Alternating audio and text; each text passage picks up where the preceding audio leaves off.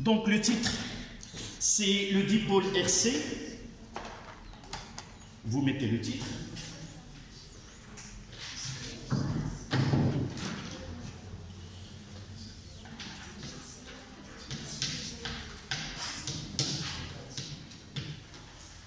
Suite.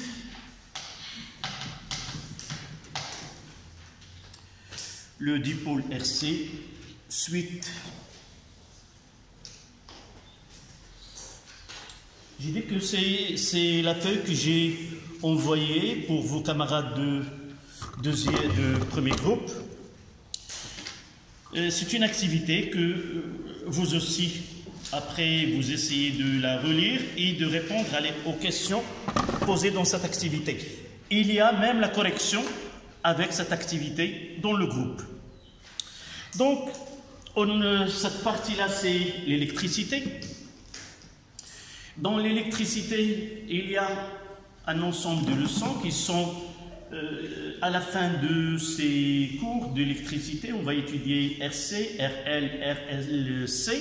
On va essayer par la suite voir l'application de ces circuits-là dans un domaine pratique qui est la télécommunication, comment une station radio fonctionne et quels sont les modes. On va étudier qu'un seul mode, c'est le mode de AM, mais en réalité, il y a le AM et le FM. On parlera de ceci vers la fin de cette partie-là. Donc, le dipôle RC, en réalité, l'élément le plus important dans cette leçon, c'est le condensateur. Dans la vie ou dans la vie pratique ou dans la nature, on peut même constater un tel dispositif lorsque nous voyons un éclair. En réalité, un éclair, c'est une décharge d'un nuage de charge positive vers une autre de charge négative, et ces deux couches de nuages constituent ce qu'on appelle un condensateur. On va voir un exercice d'application, comment peut-on assimiler ce phénomène-là à un condensateur, c'est-à-dire deux surfaces qui portent des charges différentes et constituent ce qu'on appelle un condensateur. Tout simplement, un condensateur le plus simple qu'on peut rencontrer, c'est celui-là. Donc, nous avons ici un condensateur, ici un condensateur, même de formes différentes. Tous les condensateurs qu'on peut rencontrer, nous pouvons les simplifier sous cette forme. Deux plaques conductrices. À l'intérieur, il y a un isolant. L'exemple que vous voyez ici, c'est l'air qui sépare les deux plaques. On les appelle des armatures. C'est la même chose que je dis tout à l'heure. En réalité, là, c'est un nuage et là, c'est un nuage. Et lorsqu'il y a, à une distance donnée, avec une charge portée par les deux nuages, ce milieu qui est isolant, qui est l'air, humide, qui contient des ions, il peut devenir conducteur. Et par la suite, cet écoulement de charge d'un nuage à une autre, c'est celui qui donne l'éclair et le tonnerre. Ce sont des phénomènes qui sont simultanément, mais en réalité, on entend un tonnerre, et par la suite, nous voyons de l'éclair, et par la suite, nous entendons un bruit qui est le tonnerre. On en parlera parce que deux phénomènes qui se propagent avec des vitesses différentes, et c'est pour cela que ce phénomène n'est pas synchronisé au niveau de l'observateur. Donc, nous pouvons, comme nous avons défini dans le paragraphe avec vos camarades, qu'un condensateur, il est formé de deux conducteurs qu'on appelle armature, séparés par un diélectrique, c'est-à-dire de la matière isolante. Elle peut être du plastique, du céramique ou n'importe quelle matière qui sépare les deux, qui empêche le passage des charges d'une plaque à une autre. Nous parlons d'un condensateur hors de circuit qui n'est pas chargé. C'est-à-dire, dans ce cas-là, j'ai un condensateur qui n'est pas chargé. Mais si je le relie dans un circuit où il y a un générateur, nous pouvons constater, si vous avez vu les deux, je vais essayer de voir cette expérience-là. Je l'ai fait avec vos camarades ici. Vous n'avez pas vu ce cours. Donc je vais essayer de voir si je l'ai ici. Mais je l'ai fait. Là, c'est pas celui-là. Donc, on le verra par la suite. Entre les deux, je vais le préparer, le mettre en vision. Vous pouvez le suivre tout à l'heure. J'ai dit deux plaques. Ces deux plaques sont conductrices, ce sont des métaux. Et les métaux, vous le savez, ils ont des électrons libres. Tant que la matière est là, est formée d'un atome qui a plusieurs couches électroniques. Donc il y a des électrons qui sont très loin du noyau et par la suite, ces électrons sont faciles d'arracher.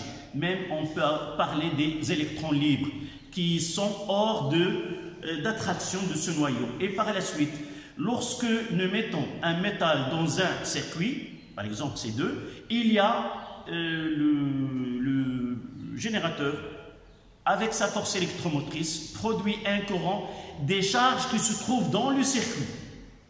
Le générateur, même si le nom est un générateur, il ne produit pas de lui-même des charges qui circulent dans le circuit, mais elle met en circulation les charges présentes dans le circuit, ces électrons libres.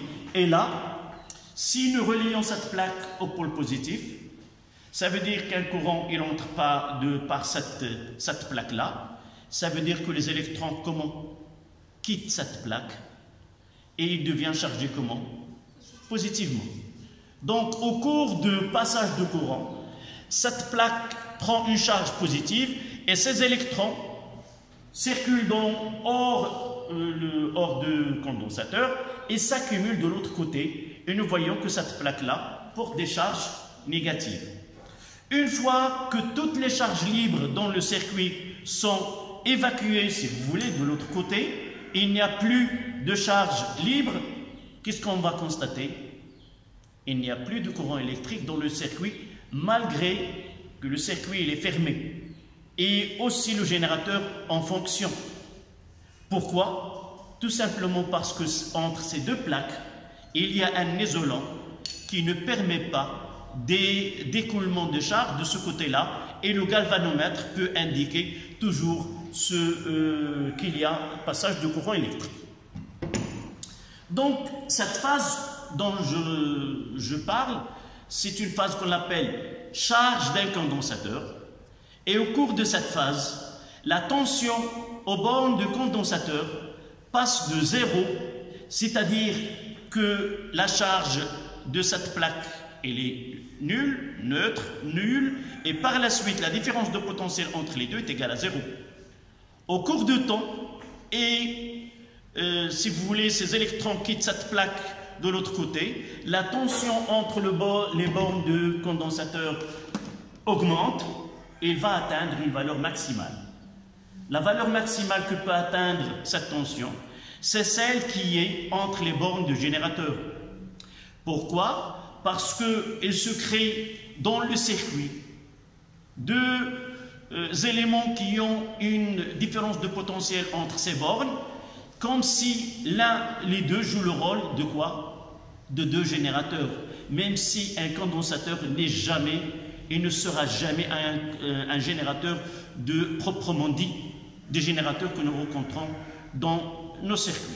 Mais nous avons deux éléments qui ont deux tensions entre les bornes, la même tension entre les bornes, et par la suite, si nous parlons de la force électromotrice, on peut dire qu'ils ont même force pour faire circuler le courant.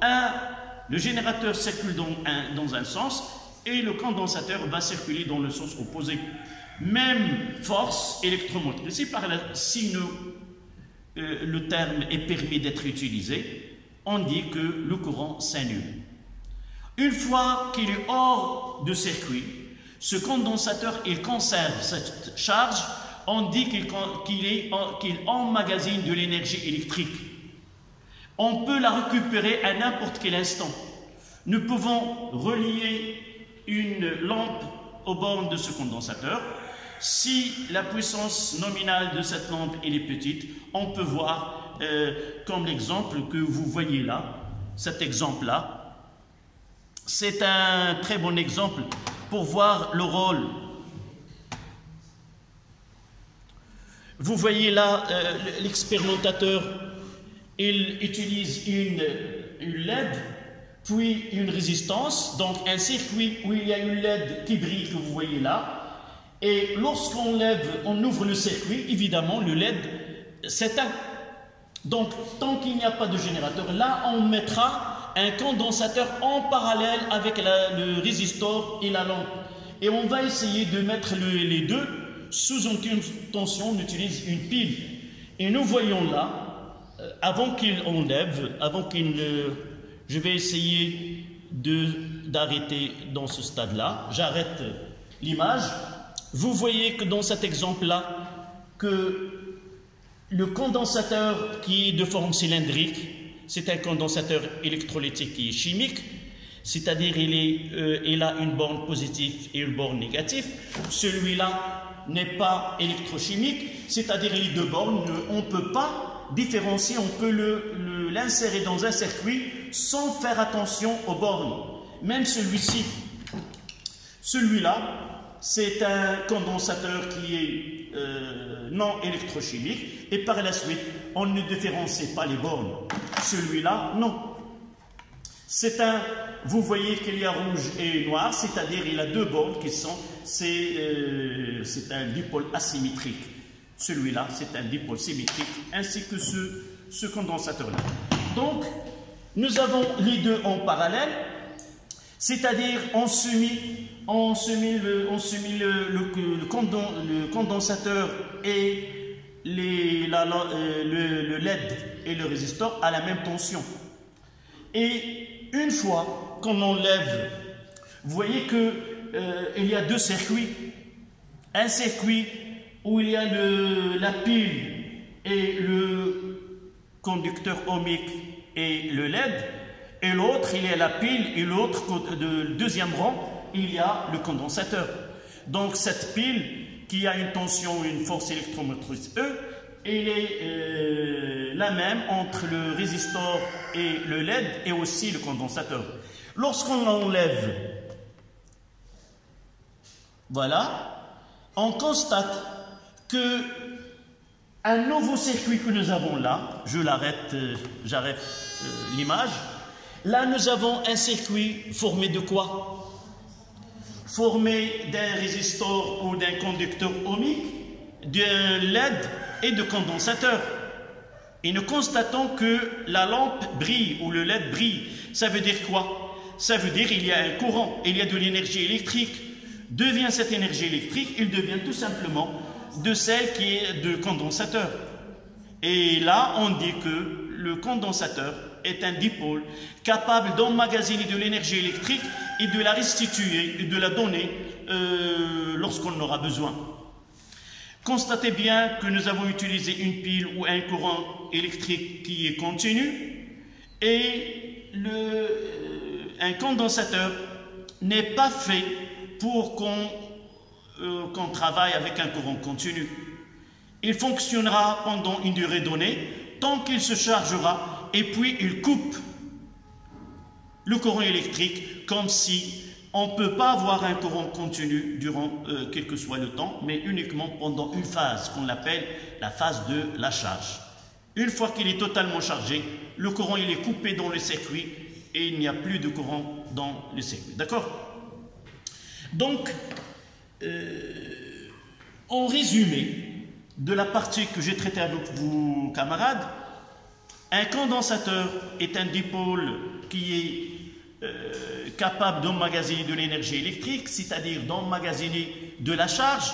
Et vous voyez qu'on parle énergie et on parle de charge. on parle de l'énergie, on parle d'une tension entre les bornes. Et par la suite, on va essayer d'établir une relation mathématique entre cette énergie électrique emmagasinée dans le condensateur et la grandeur Q, la quantité d'électricité emmagasinée, ou la tension qui est entre les bornes de ce condensateur, soit à un instant donné au cours de la charge, soit à l'état final où le condensateur est totalement chargé. D'accord? Donc, comme résumé de cette partie, nous devons d'abord connaître le symbole d'un condensateur. C'est toujours deux traits parallèles où il y a A, ici B. Ce sont les bornes et on note C. Évidemment, un condensateur, il emmagasine de l'énergie. Si quand nous parlons d'un seau, il peut être rempli avec de l'eau. Et la capacité d'un seau diffère d'un seau à un autre. Donc, la quantité d'eau qu'on peut mettre dans ce seau diffère d'un seau à un autre. Et par la suite, de la même façon, on va voir par la suite une analogie entre remplir une bouteille de l'eau et charger un condensateur. C'est-à-dire, j'ai une bouteille, il a une capacité, j'ouvre le robinet. Tant qu'il n'y a pas une grande quantité, on va voir ceci par la suite, je peux ouvrir le robinet à fond, mais une fois, si je ne veux pas que l'eau déborde de la bouteille, une fois que je regarde qu'il ne reste plus beaucoup d'espace, je diminue. Et à la fin de remplissage, ce que je dois faire, je dois fermer le robinet de la même façon. Dans le stade de charge d'un condensateur, on verra par calcul que l'intensité de courant commencera par une valeur qui est maximale et au cours de charge, cette intensité diminue. On va voir de quelle manière, quelle est la fonction en fonction de temps, quelle est cette fonction qui donne I ou qui donne UC. Et à la fin, on aura I est égal à 0. D'accord? Donc, nous mettons la CU à C et nous avons parlé de deux phases, charge et décharge. Ça veut dire, lorsqu'on charge le condensateur, on aura là, le courant entre par ce côté-là. Ça veut dire que cette plaque, et il a une charge. De là, on va différencier entre charge et quantité d'électricité. Charge, c'est une valeur algébrique. Pourquoi? Parce qu'on aura ici QA et on aura ici QB. Le nombre, la valeur absolue de la charge de cette plaque A, elle est la même de l'autre côté. On aura QB et QB est égal à moins QA. Et si nous parlons de la quantité d'électricité, là, on va la noter grand Q, qui est égal à la valeur absolue, dans ce cas-là, d'une façon générale, la valeur absolue de QA et de QB. Même si nous pouvons dire c'est QA qui est positif et QB qui est, on mettra la valeur absolue. Quantité d'électricité et charge. Donc j'ai dit, là, on va nommer cette convention la convention récepteur. Vous l'avez déjà étudiée l'année dernière. Rappelez-moi. C'est le titre de la leçon, c'est le bilan énergétique dans un circuit électrique. C'est-à-dire comment un dipôle dans le circuit reçoit de l'énergie électrique et comment il la convertit. Je vous rappelle le conducteur ohmique, nous avons qu'il reçoit de l'énergie CU fois I fois delta de T, et cette énergie dans les régimes permanents, elle est totalement convertie en chaleur. Puis nous avons parlé d'un récepteur. Nous avons vu deux types de récepteurs. Un voltamètre ou un électrolyseur ou un moteur électrique. C'est quoi un récepteur? Dans le cas de première année, ce sont des dipôles qui ont une force contre-électromotrice et une résistance interne. Là, la convention récepteur, si le choix conventionnel arbitraire positivement de I, elle est toujours en sens inverse avec la flèche que représente UAC.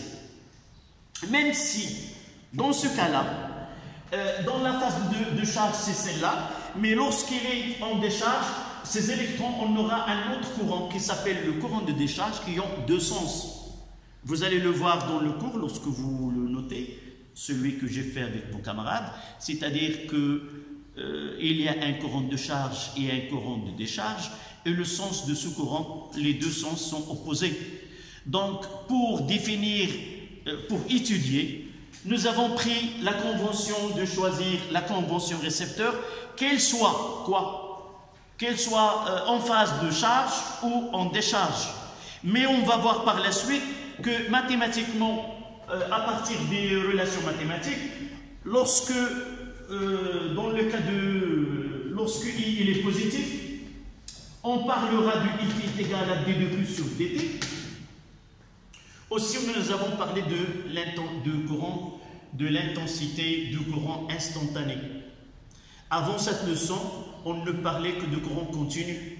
Nous avons grand I, c'est-à-dire on traite des circuits où l'intensité elle est la même en différents points de circuit et elle garde la même valeur. Là, si vous revenez aux vidéos que vous avez de la leçon précédente avec vos camarades, vous allez voir qu'au cours de la charge, l'aiguille se déplace lentement et atteint une valeur maximale, puis il revient à zéro. Ce passage-là, cette déviation de l'aiguille, ça veut dire que l'intensité de courant, elle passe de zéro et il augmente au cours de temps et atteint une valeur donnée. Donc on ne parle pas de courant continu qui est constant. Donc à chaque instant, cette intensité, il a une valeur donnée. On va voir son expression par la suite. D'où vient cette relation-là? Ça vient de la définition de courant continu. I est égal à delta de Q.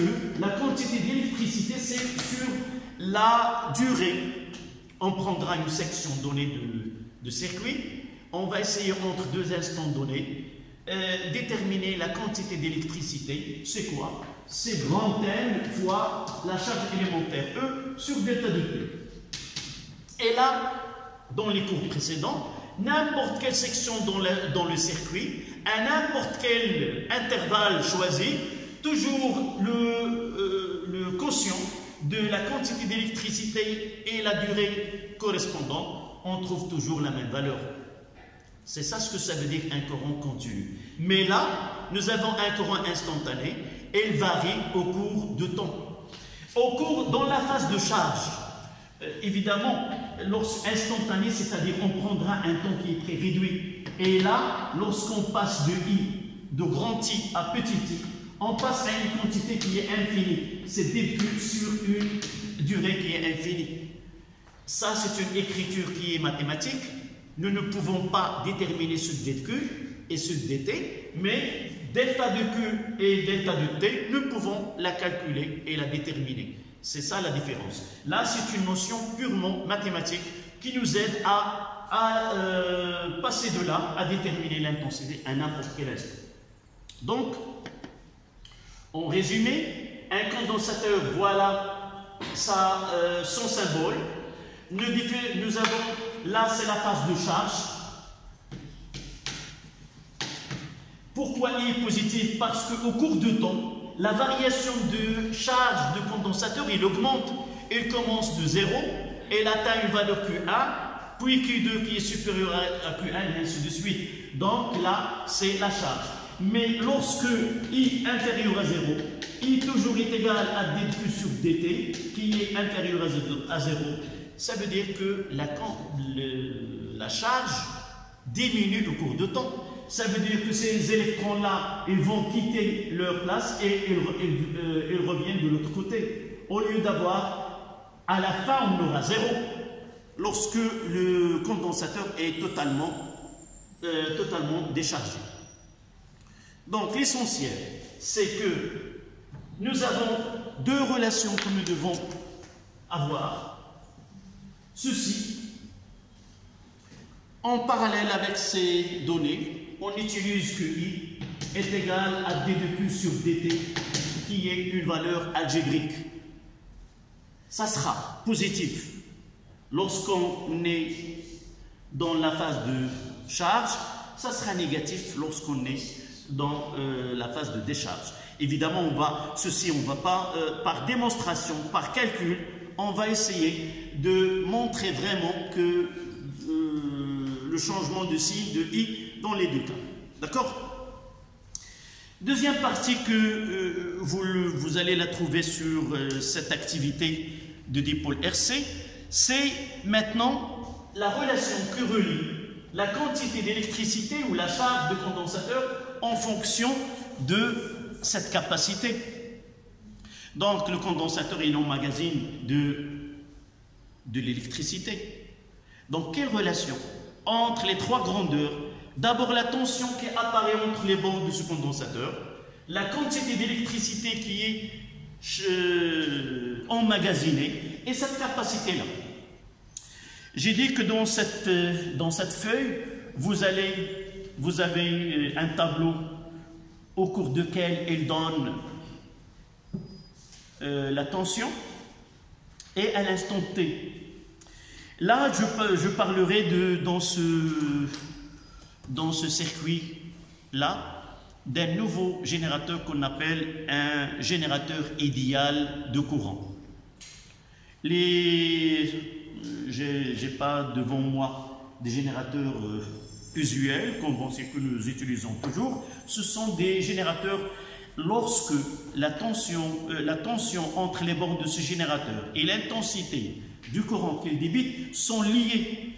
Si je fais varier la tension ou la différence de I change aussi ce que vous avez fait en tronc commun. Lorsque vous avez réalisé ce qu'on appelle le montage potentiométrique, vous mettez un rhéostat en parallèle avec le générateur et vous déplacez le curseur, vous constatez que l'intensité du courant dans le circuit varie. Mais cette année-là, on va voir deux types de générateurs. Le premier, dans cette expérience-là, ce qu'on appelle un générateur idéal de courant. Qu'est-ce que ça veut dire? Ça veut dire que ce générateur, il peut nous donner une intensité de courant électrique stable et d'un courant continu stable et constante, voilà, merci pour le terme, constante, et ça n'a rien à voir avec la tension qu'il peut donner. Ça veut dire, je peux limiter l'intensité de courant, vous allez voir 2 microampères, et je peux choisir n'importe quelle tension. Toutes les différences de potentiel choisies ne sont pas liées à cette valeur, c'est-à-dire l'intensité est 2 microampères, et je peux choisir 1 volt, 2 volts, 3 volts, 4 volts, sans que l'intensité sera affectée par ce changement. Son symbole, vous allez le voir dans son symbole, il est comme ça. Donc ça c'est le sens positif, et on donne I est égal à une constante. Donc, cette expérience-là, on utilise un générateur idéal d'intensité, de courant, il nous donne une valeur bien donnée, et qu'est-ce qu'on fait? On utilise un voltmètre électronique, et l'expérience, nous n'avons pas, d'abord une petite remarque, de générateur idéal de courant pour faire l'expérience. Donc, ce que nous pouvons uniquement se contenter de dire comment se réalisent ces expériences-là. On choisit une tension de 2 volts, on ferme le circuit et on essaie avec un chronomètre, ou soit un chronomètre électronique, soit quelconque, de déterminer le temps entre le 0 et l'instant où la tension devient 2 volts. Et on écrit dans ce tableau 2 volts et l'instant t est égal par exemple 2,5 secondes. Puis, on refait l'expérience de nouveau, le 0, on choisit 3 volts et on ferme le circuit et on essaie de déterminer la durée pour atteindre cette valeur-là. Et plusieurs valeurs, à partir de ces valeurs-là, nous pouvons dresser une relation mathématique entre U et T. Mais en réalité, c'est pas on ne veut pas connaître quelle est la relation mathématique entre la tension et le temps. Pourquoi ce temps-là? C'est, nous avons I sur I0 est égal à dQ sur dt. L'intensité, là, elle est constante. Donc, s'il est constante, nous pouvons dire que ce Q est égal à I0 fois T. Est-ce que vous êtes d'accord? Vous avez étudié la primitive? Oui. Donc, si la dérivée est égale à une constante, qu'est-ce que je peux dire à propos de la fonction f? C'est une fonction qui est affine. Affine ou linéaire. Affine, c'est-à-dire ax plus b. Et la constante b, on la détermine à partir d'une référence donnée. Dans ce cas-là, la constante, cette dérivée-là, c'est le coefficient directeur de cette droite. Et là, nous pouvons, à partir de i et à partir de l'instant t, connaître q. Et par la suite, on va mettre u, t et q. C'est ça ce que vous allez trouver dans cette feuille d'activité. Et par la suite, on va essayer de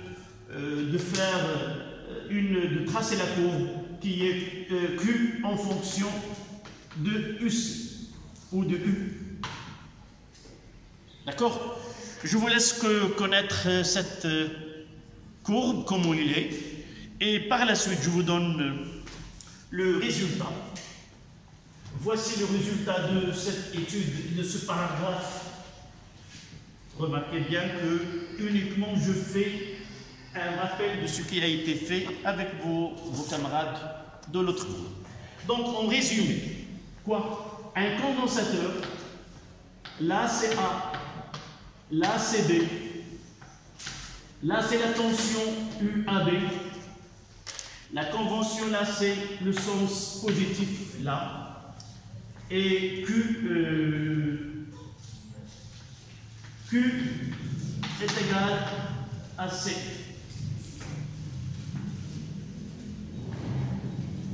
C'est-à-dire je peux faire entrer à chaque instant Q de T est égal à C fois UC de T. Nous serons dans cette partie de l'électricité, on va noter U, indice R. C'est relativement à un résistor, c'est-à-dire un conducteur ohmique.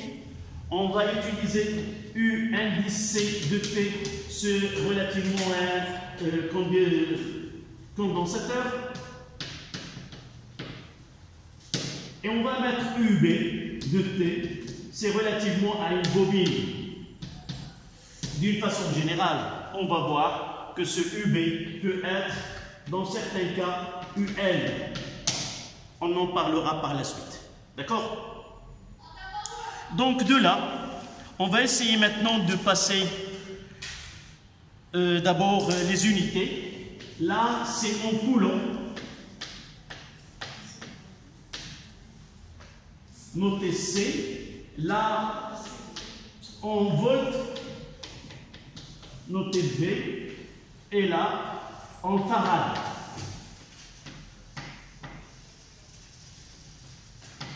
Notez F majuscule. D'accord?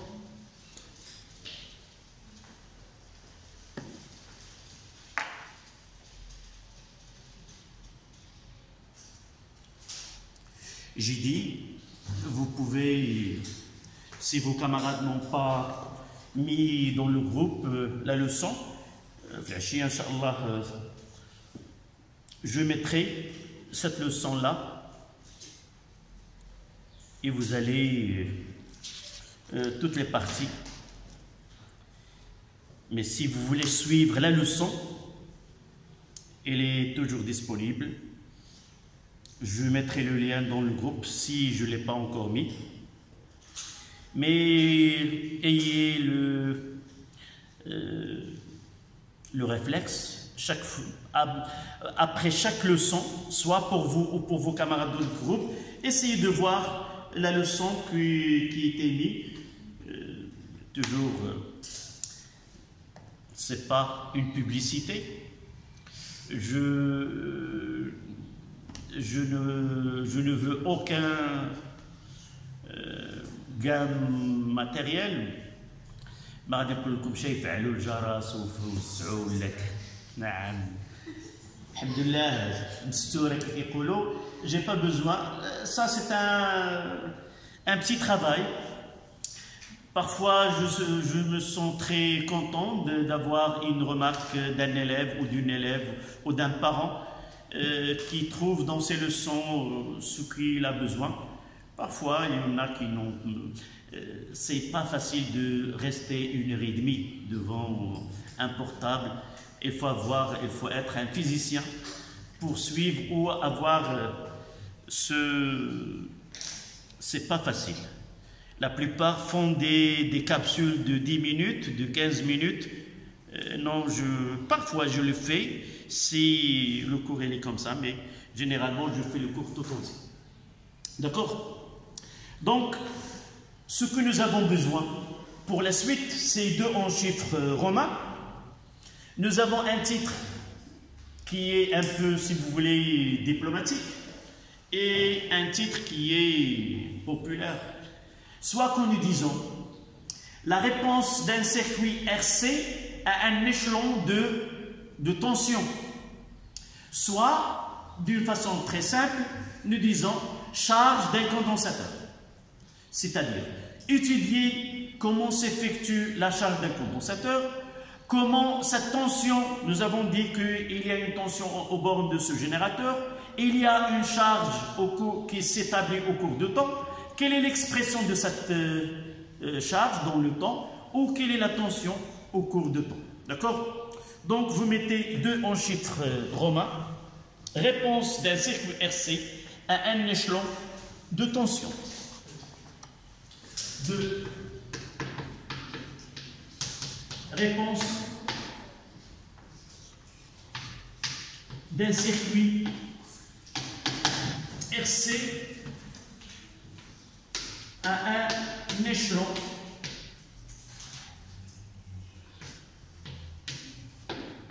de tension.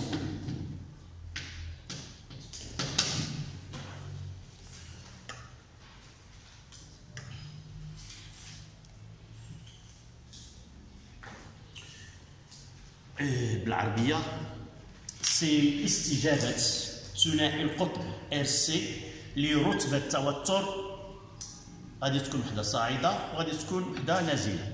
عندنا شنو هي واحد الدرجة، إما درجة غادي نطلع وإما درجة غادي نهبط.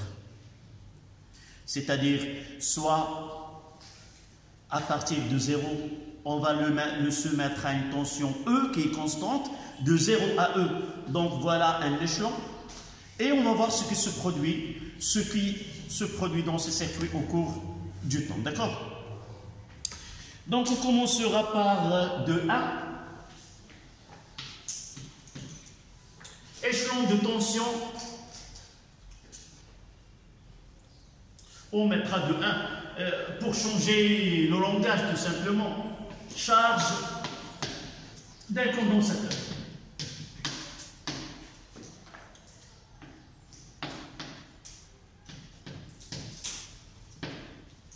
Charge d'un condensateur.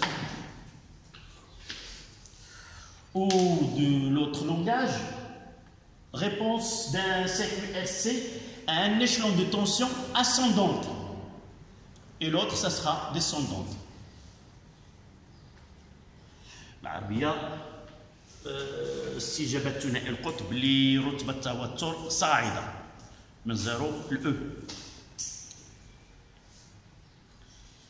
Tout à l'heure, j'ai parlé d'un générateur qui est un générateur idéal de courant.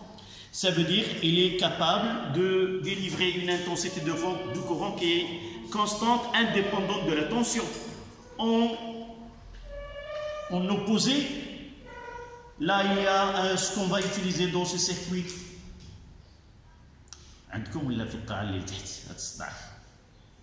Non. Le deuxième générateur, c'est le générateur idéal de tension. Ça veut dire quoi? Elle est capable de délivrer une tension E constante au cours de temps, quel que soit le temps, quel que soit le courant qui s'établit dans le circuit. Et là, on va faire une petite différence entre les deux. Donc, on aura ici 2, 1, 1, générateur idéal de tension, générateur idéal de tension,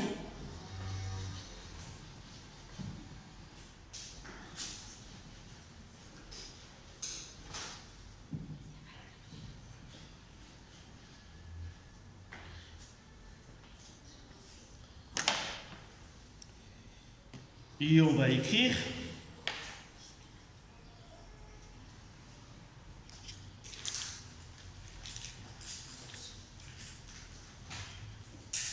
un générateur idéal de tension,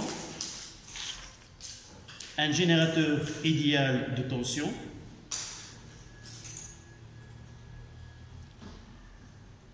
est un générateur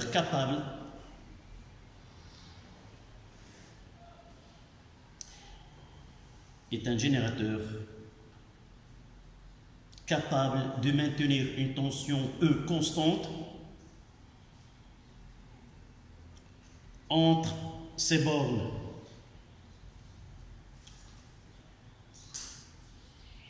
indépendamment de courant électrique qui s'établit dans le circuit.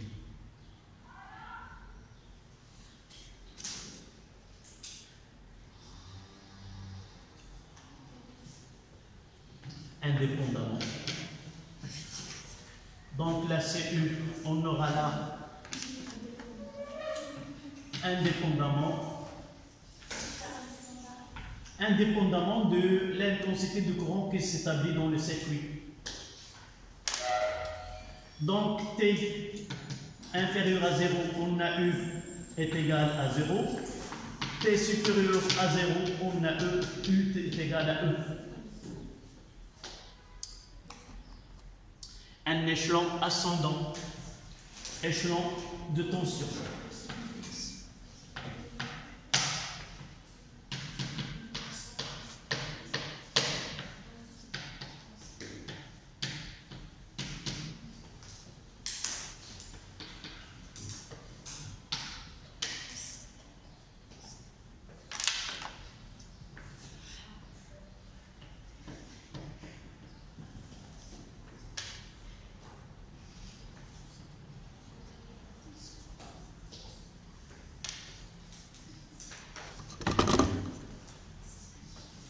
La T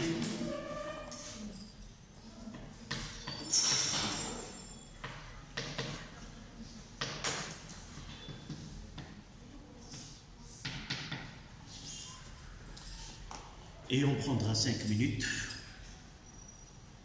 On continuera.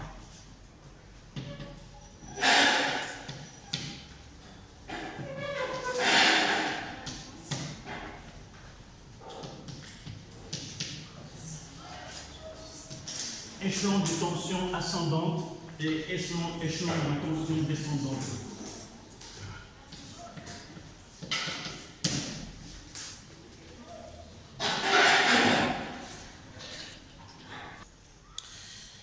Donc, on va essayer d'étudier la tension au bord des condensateurs Lorsque les circuits étudiés est formé d'un condensateur de capacité C et d'un résistor de résistance R, dans un circuit avec un générateur idéal de tension.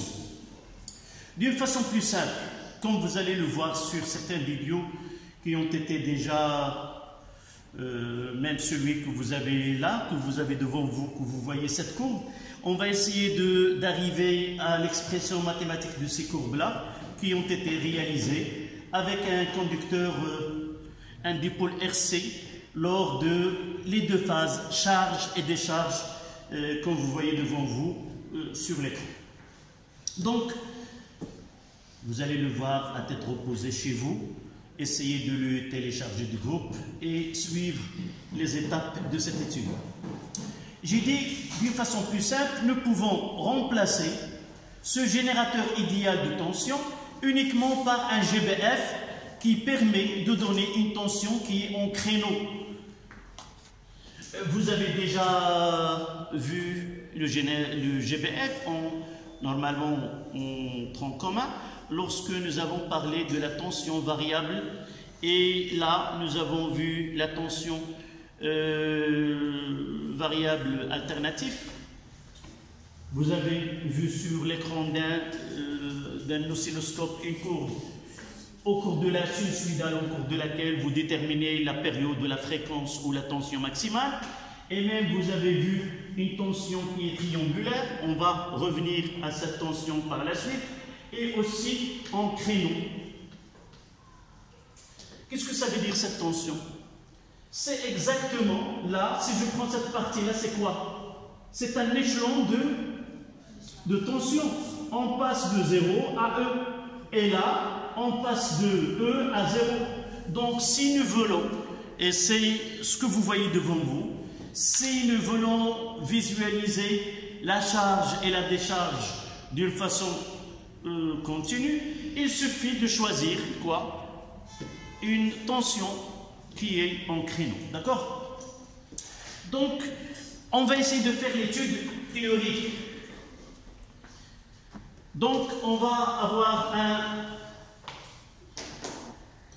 un générateur idéal de tension. Vous faites le schéma en même temps que moi. Là, c'est R.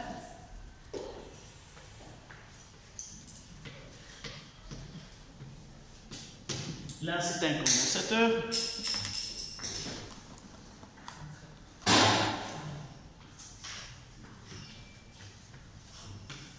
Là, c'est E.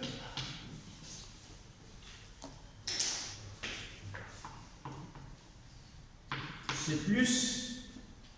On va le visualiser ici.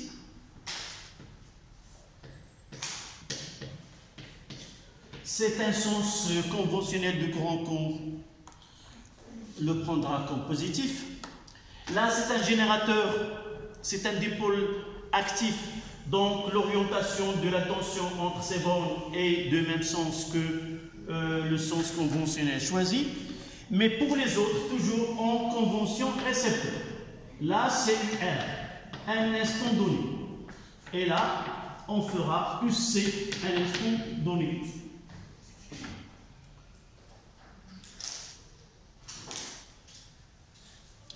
Ça, nous l'avons déjà vu l'année dernière en première année. Le condensateur, on le traitera comme n'importe quel dipôle qui est en convention récepteur.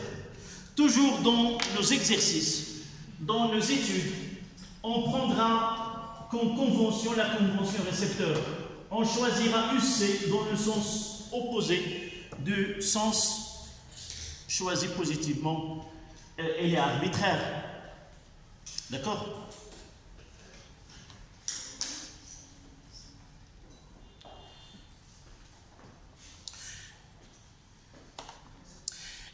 Pour traiter la relation de Charles pour les circuits électriques, on va utiliser ce qu'on appelle la loi des mailles. Là, nous avons un circuit qui est fermé et nous prenons pour les tensions un sens positif. On va essayer de faire ce travail-là. Ça veut dire quoi? N'oublions pas que celui-ci c'est pour le Coran, et là c'est sens pour les tensions. Au cours de choix de la tension, si j'observe que la tension est du même sens que ce sens-là, il est positif. S'il est dans le sens opposé, elle est négative. C'est quoi la loi de Malle? Ça veut dire que je pars d'un point A et je vais revenir au même point. Ça veut dire VA moins VA est égal à 0. Donc tout simplement, pour simplifier l'étude, je vais essayer dans n'importe quel circuit, identifier les dipôles que j'ai, schématiser la tension pour les autres que le générateur des tensions dans la convention récepteur, c'est-à-dire à chaque conducteur ou dipôle, je mettrai le sens et j'oriente dans le sens opposé la tension entre ces bords, de la même chose ici, et je commence par n'importe quel point, de là. Vous voyez, je commence par là, je montre comment UC avec ce choix positif. Donc je mettrai UC à l'instant T. Donc là, nous étudions un instant T quelconque et nous pouvons choisir, cette relation-là, elle est valable à n'importe quel instant. Et peut être à l'instant T est égal à 0, peut être à l'instant T final ou maximal, comme on va parler par la suite. Donc, je fais UC, comment ici c'est plus UR de T, et là, moins E est égal à quoi? Est égal à 0. C'est la loi des mailles. C'est-à-dire, dans un circuit fermé, la somme de toutes les tensions algébriquement est égale à 0. Lorsque je dis algébriquement, ça veut dire ces tensions ou ces différences de potentiel doivent être déterminées à partir d'un choix que nous avons pris arbitrairement. Nous pouvons faire l'inverse, mais je l'ai choisi pas. Pourquoi? Parce que j'ai deux. C'est facile d'écrire deux positifs et un négatif, au lieu de un positif et deux négatifs. Cette relation devient quoi? C'est UC de T plus UR de T est égal à E. D'accord?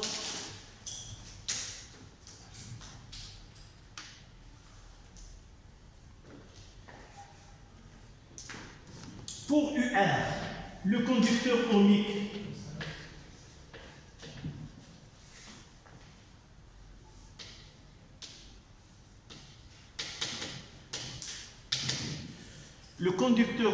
il obéit à la loi d'Ohm. Et cette loi d'Ohm a été établie, nous l'avons connue pour la première fois, pour le courant continu. Nous l'avons écrit que U est égal à R fois I majuscule.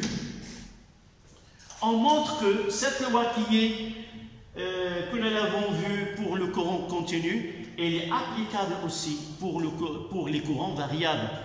Donc, dans ce cas-là, au lieu de mettre U majuscule est égal à R fois I majuscule, on mettra U minuscule, c'est-à-dire U R. C'est UR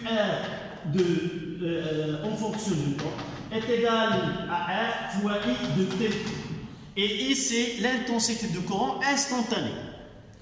Ce courant-là est une fonction de temps. Elle varie avec le temps. Là, dans notre écriture, il est constant, quel que soit le temps. D'accord?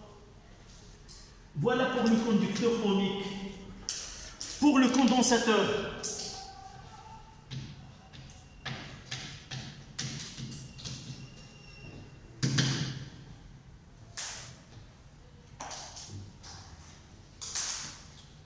quelle est la relation que nous connaissons maintenant? Q de T est égal à UC. Q est égal à C fois U. C fois UC de T.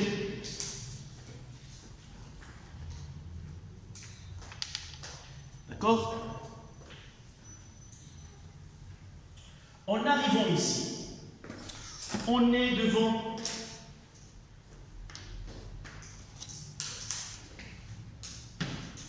vous voyez que dans cette expression, le variable est i de t, et dans cette expression, le variable, soit on utilise q de t. Pour avoir une relation mathématique, il faut unifier le variable. Soit que nous donnons une expression de cette équation en fonction de i, soit en fonction de q.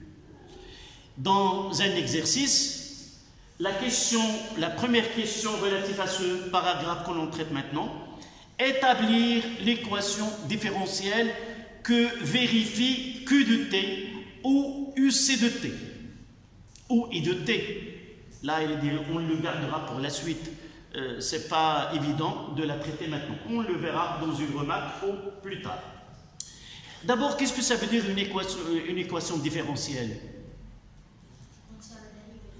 C'est exactement. C'est une équation qui relie une fonction avec ses dérivés.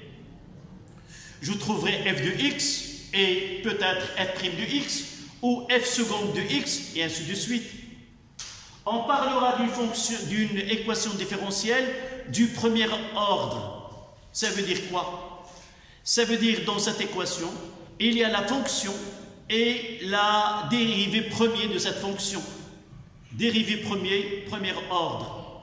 Dérivée seconde, c'est de deuxième ordre et ainsi de suite.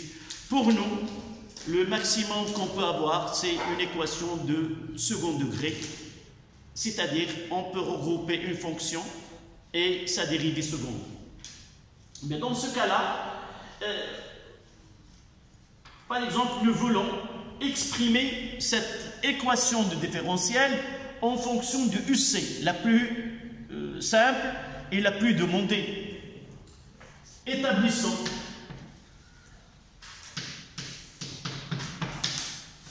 l'équation différentielle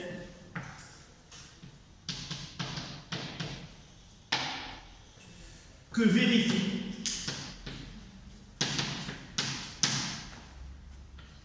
la tension UC. Comme on peut écrire, établissons l'équation différentielle que vérifie la charge Q de T. On peut la traiter dans la remarque.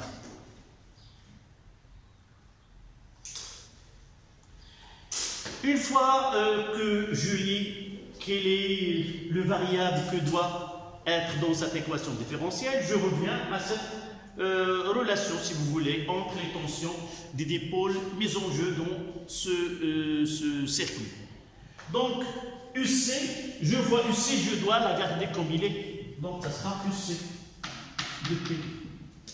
UR, c'est R fois I. Et I, c'est quoi? UR de T est égal à R fois I. Et nous savons quoi? Que I est égal à D de Q sur DT. Et Q, c'est CU. Et de là, on tire que I est égal à C, D de UC sur DT. Je reprends. Tout à l'heure, lorsque nous avons parlé du condensateur, nous avons donné deux relations qui doivent être associées à ce schéma. Symbole de condensateur C avec UC, et au-dessous, nous avons écrit I est égal à D2 sur DT, et même nous devons dorénavant utiliser I est égal à D2 sur DT est égal à C D de UC sur DT. Cette relation doit être apprise et l'utiliser dans ces équations différentielles.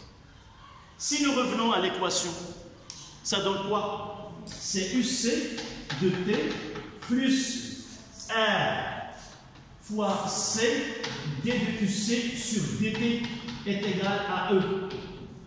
Voici l'équation différentielle que vérifie UC.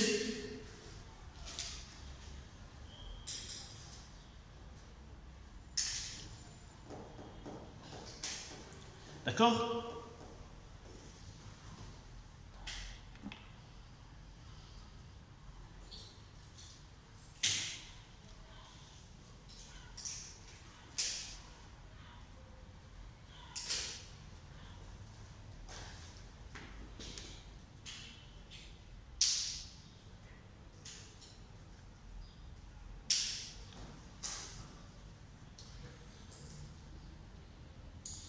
si vous avez terminé, c'est on va mettre en remarque quelle est l'autre expression de cette équation différentielle lorsque le variable choisi, ça sera Q de t. Dites-moi comment. Et toujours on partira en UC de t, vous mettez remarque, UC de t plus RI est égal à E. UC c'est quoi? C'est Q sur C. Q sur C plus R. Et c'est quoi? dQ sur dt est égal à E. En multipliant par C, j'aurai Q plus RC d de Q sur dt est égal à E fois C. N'oubliez pas, lorsque je multiplie par C, il doit apparaître de l'autre côté de l'égalité, c'est E fois C. Voilà. Pour un point, établir en fonction du I. Si vous me donnez dans la même remarque l'expression que vérifie I de T. Nous avons fait UC, Q et maintenant I. Oui, dites-moi, j'écris D. Oui, D de UC sur dt. Plus, dites-moi ce que je dois écrire. La dérivée de RI, c'est quoi? C'est très bien. C'est R d de I sur dt est égal à 0. Et tu complètes. Maintenant, tu as là. C'est quoi d de UC sur dt? Je l'ai écrit en jaune. d de UC sur dt est égal. Oui, tu complètes parce que c'est toi qui auras ce point. En jaune. Oui, et d de UC sur dt est égal à quoi? I sur C. Donc je remplace I sur C plus R, d de I sur dt est égal à 0. C'est-à-dire, c'est RC, d de I sur dt plus I est égal à 0. Voilà notre expression. C'est très bien. Rappelez-moi de ce point. Donc voilà les trois équations qu'on peut demander. Et, mademoiselle, je vois un étonnement sur ton visage. Oh, celle-là. Oui. Pour cette équation, si on ne l'a pas vue, sûrement votre camarade, tu l'as déjà vu. Non, c'est instant. Non, d'abord j'ai oublié. ما شفتيهاش من قبل. لا شفتيها. تبارك الله عليك. Comme on dit, un chapeau. Donc là, évidemment, si on suivait ces données-là, la plupart des cas, lorsque je pose cette question, c'est rare qu'on réponde à cette question. Si on ne l'a pas déjà vu, c'est difficile d'arriver à cette équation. Donc là, il nous dit on fonctionne du I.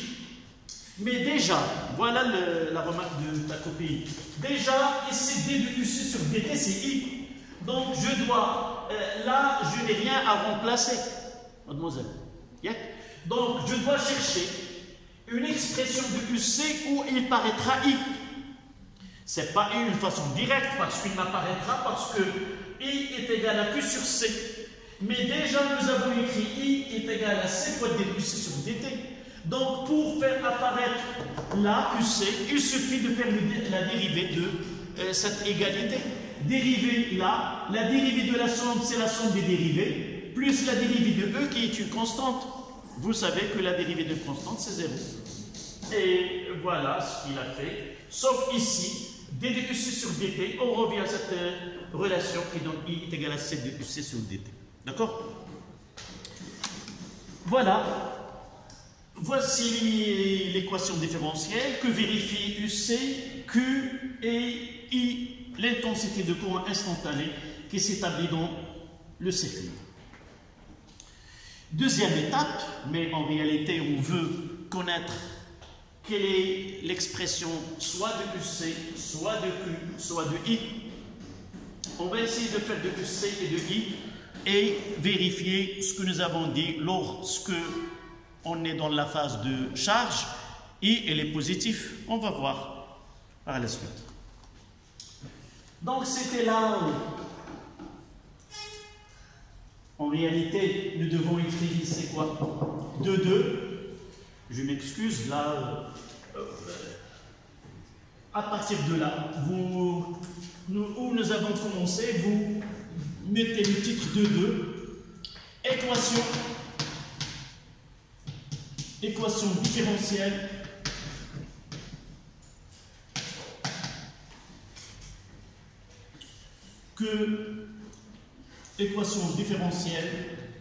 que vérifie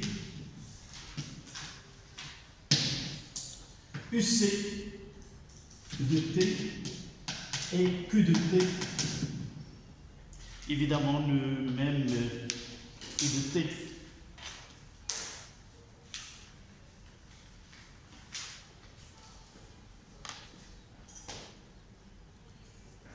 Donc nous voulons arriver à l'expression de UC de T et aussi I de T, soit à partir de l'équation différentielle, soit d'une autre manière.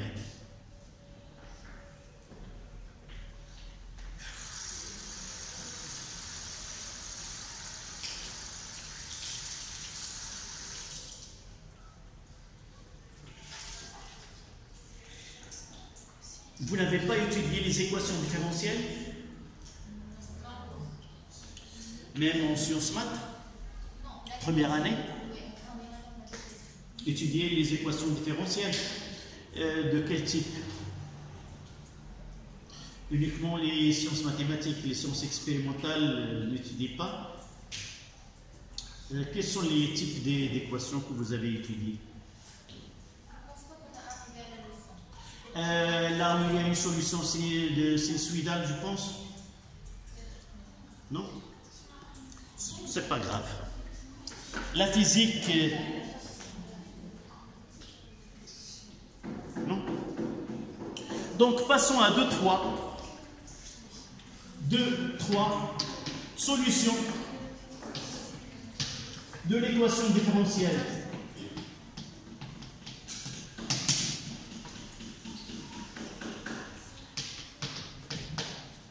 Solution de l'équation différentielle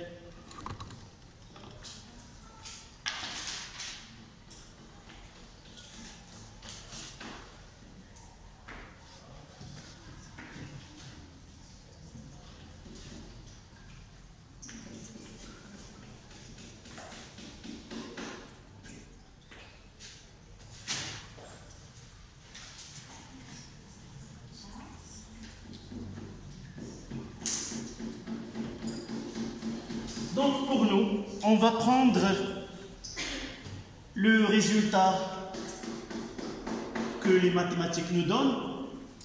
Une équation, cette équation-là, comment elle est, si nous voulons la qualifier, c'est une équation différentielle. De quel ordre? De premier ordre, parce que nous avons d de UC au d de Q sur dt au d de I sur dt. Donc c'est une équation de premier ordre. Sa solution, si nous prenons UC de T, c'est A exponentielle moins alpha T plus B. On montre en mathématiques que la solution d'une telle équation est UC est égal à A exponentielle moins alpha T plus B, où A et alpha et B, ce sont des constantes à déterminer à partir des conditions initiales. À l'instant T est égal à 0, et même dans des conditions, si vous voulez, particulières, soit le début, soit la fin. D'accord? Donc, comment peut-on déterminer ces constantes A, B et alpha? C'est une solution qui est générale.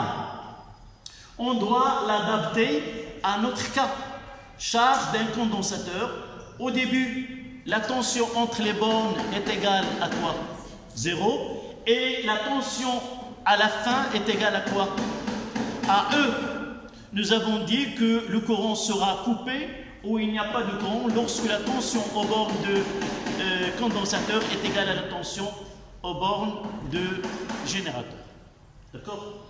Même si on est passé du premier étage au deuxième, toujours le bruit nous arrive. Donc, dites-moi comment je dois commencer. L'équation c'est UC de T plus RC d de UC sur dt est égal à E. C'est ça l'équation. Donc la première des choses, UC je l'ai, donc je dois réaliser quoi? La dérivée. Donc d de UC sur dt, donnez-moi cette dérivée. Nous avons déjà étudié l'exponentielle, c'est moins quoi? Moins alpha A, exponentielle moins alpha T, plus 0. D'accord? C'est une constante, sa dérivée est nulle. Donc je remplace, j'aurai quoi? A exponentielle moins alpha T plus B, plus RC fois moins alpha A exponentielle moins alpha T est égal à E. N'écrivez pas, suivez uniquement au tableau. Donc je dois avoir là, dans tous l'électricité, toujours on aura des équations différentielles à résoudre. Et à faciliter la tâche de ce travail-là, toujours je dois écrire une partie où il y a le temps, une constante, et là, soit que j'ai une constante, soit que j'ai 0. Donc il faut toujours faire ce travail-là. Je fais exponentielle moins alpha t, facteur A. Et vous voyez, même là, il y a A. Donc je mettrai A. Exponentielle moins alpha t. J'aurai ici quoi? 1. Et là, il y a un moins. C'est moins RC fois alpha. Et il reste une constante là, plus B, qui est égale à E. Donc je peux écrire, j'ai le droit d'écrire plus 0 fois exponentielle moins alpha t.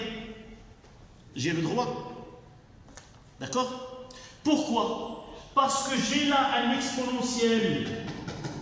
J'ai un exponentiel moins alpha t, j'ai une constante, là j'ai une constante et je n'ai pas le temps. Qu'est-ce que je peux en déduire de là? Que ce qui est A ne peut pas être nul, parce que déjà si A est nul, cette fonction ne varie pas au cours de temps. Donc A est différente de 0. Donc de l'autre côté il n'y a pas le exponentiel, il faut que 1 moins RC fois alpha doit être égal à 0. Et l'autre solution est la constante est égale à la constante et B est égal à E. De là on tire quoi? Que alpha est égal à 1 sur RC et que B est égal à E. Donc à partir de cette solution, nous avons déterminé deux constantes, petit b, je dois écrire petit b là. Qu'est-ce qu'il me reste? A. Et j'ai des conditions initiales. Au début, je peux utiliser à l'instant t est égal à 0. À t est égal à 0. Qu'est-ce que j'ai? Le condensateur, il est totalement déchargé. Le condensateur est totalement déchargé. c'est-à-dire que UC à l'instant t est égal à 0, est égal à 0. Qu'est-ce que je dois faire maintenant? Remplacer dans cette équation en tenir compte de B. Donc je vais mettre que UC à l'instant t est égal à 0, A exponentielle moins alpha fois 0, plus B qui est E. Exponentielle de 0, c'est combien? C'est 1. Et là est égal à 0, puisque UC est égal à 0, ce qui donne quoi? Que A plus E est égal à 0. Donc A est égal à moins E. Et finalement, je vais écrire l'expression finale de UC. UC de T. A, ça sera moins E, exponentielle moins T sur RC, plus E. Je factorise par E et j'aurai UC de T est égal à E 1 moins exponentielle moins T sur RC. Voilà l'expression de UC. Comment varie UC en fonction de temps?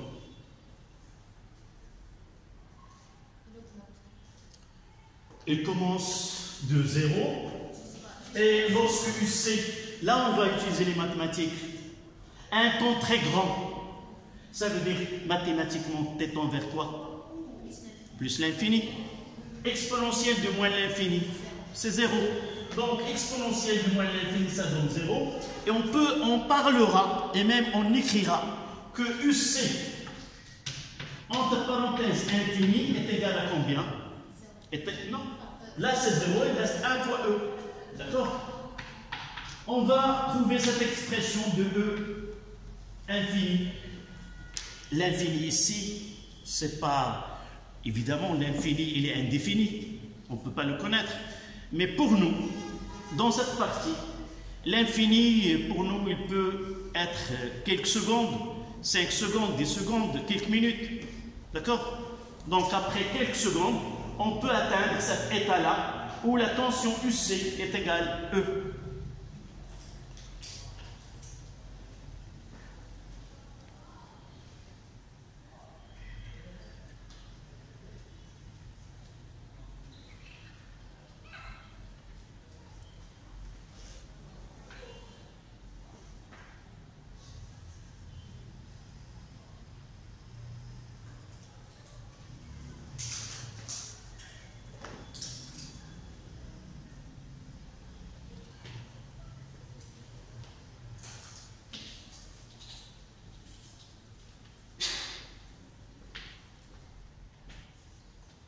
Il nous reste, on va revenir à ce RC.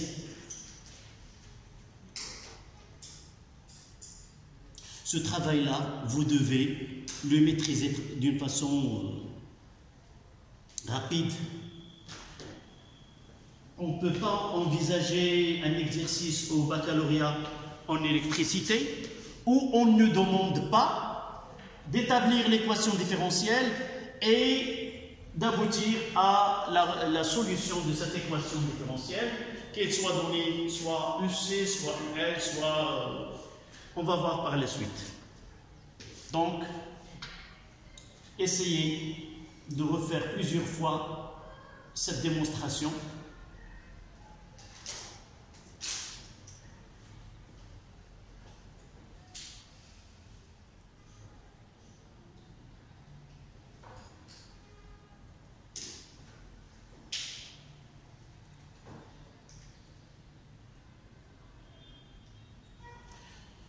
Ce RC, maintenant on va s'intéresser à cette constante.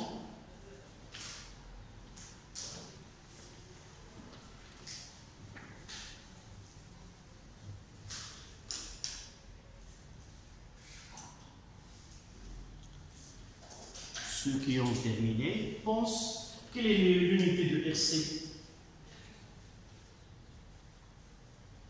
Juste en analysant cette équation-là.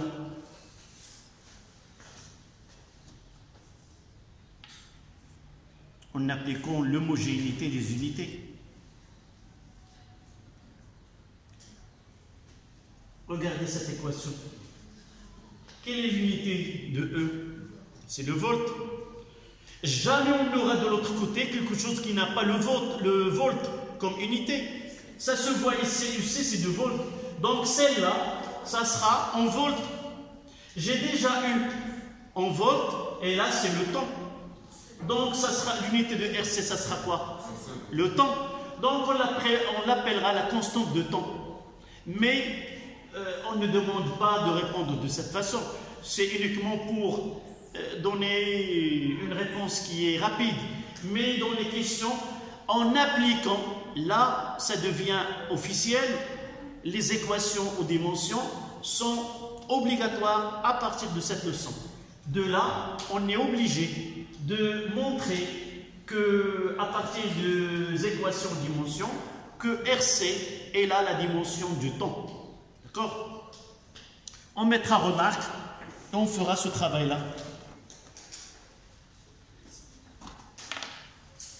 Évidemment, si vous avez terminé, le milieu.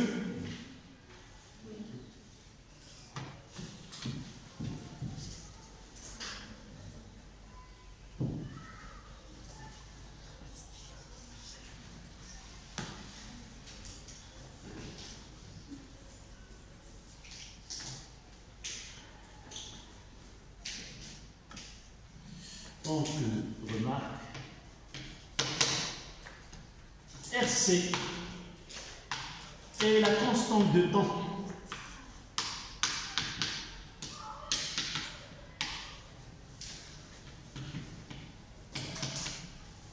C'est-à-dire, taux est égal, nous avons l'habitude de taux est égal à RC.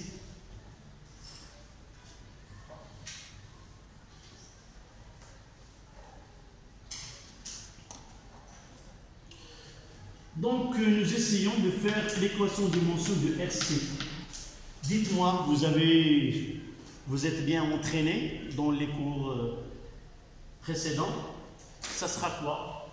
C'est l'équation de R, l'équation de dimension de R pour l'équation de dimension de C. Oui, la U est égale à RI, ça veut dire que la U est égale à R fois I. Dans les équations de dimension, nous utilisons les majuscules. Donc R, l'équation, c'est une tension sur une intensité de courant. Et l'autre qu'on va utiliser est celle la plus importante pour le condensateur. I est égal à C d poussé sur dt. I est égal à C d de UC sur dt. Ça donne quoi? N'écrivez pas s'il vous plaît. Donnez-moi l'écriture de l'équation de dimension de cette expression. Ça, c'est une intensité. Est égal à l'équation de dimension de C. C'est une tension. On ne s'intéresse pas de la dérivée. On ne s'intéresse pas d'un coefficient 2. Mais on s'intéresse au carré. On s'intéresse à la racine carrée ou autre. Donc, ça sur un T. À remarquer, je peux écrire ici que R, c'est U fois I à la puissance moins 1. Comme je peux écrire ici C, c'est quoi? CI. Là, ça sera T. Non, je dois multiplier et dériver et diviser. Et là, c'est U moins 1. D'accord? Donc, il me reste qu'à remplacer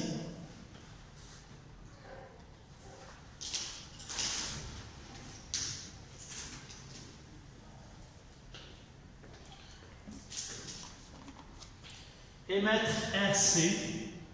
Donc, taux, ça sera R fois C qui est égal à U fois I moins 1 fois I fois T fois U moins 1. Et vous voyez que I avec I moins 1 se simplifie. Et U avec U moins 1 se simplifie. Il nous donne taux. Il a la dimension d'un taux. Donc taux s'exprime en secondes en système international. L'unité de taux en SI et la seconde. Notez S minuscule.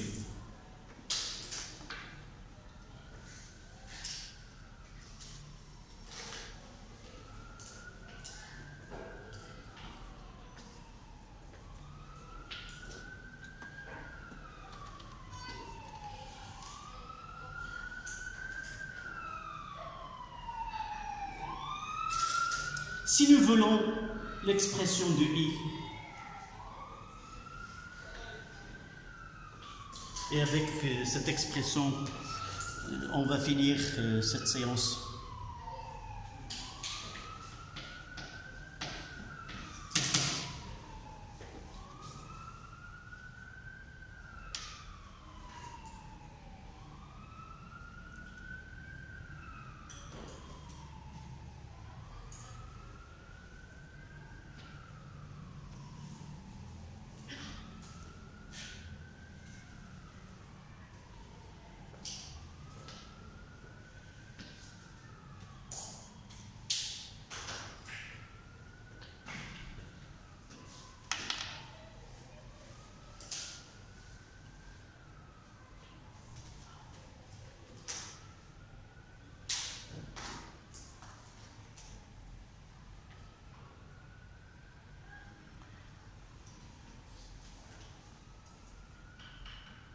Oui, vous avez déjà dans le groupe ce vidéo-là.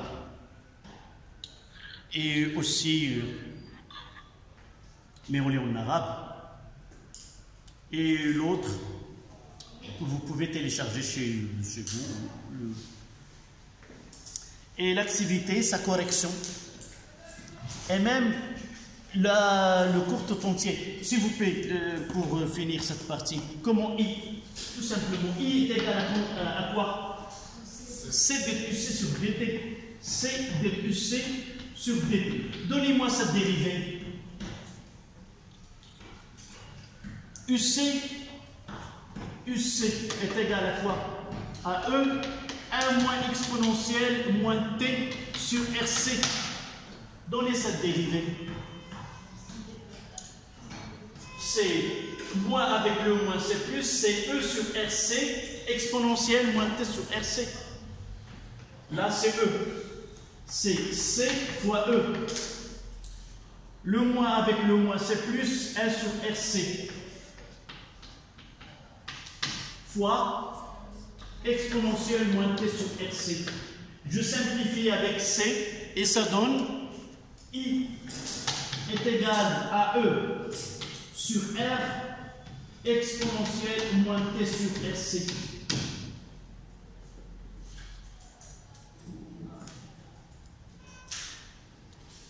Nous avons dit en phase de charge, I, c'est une fonction croissante. Quelle est la valeur de I à l'instant t est égal à 0? C'est donc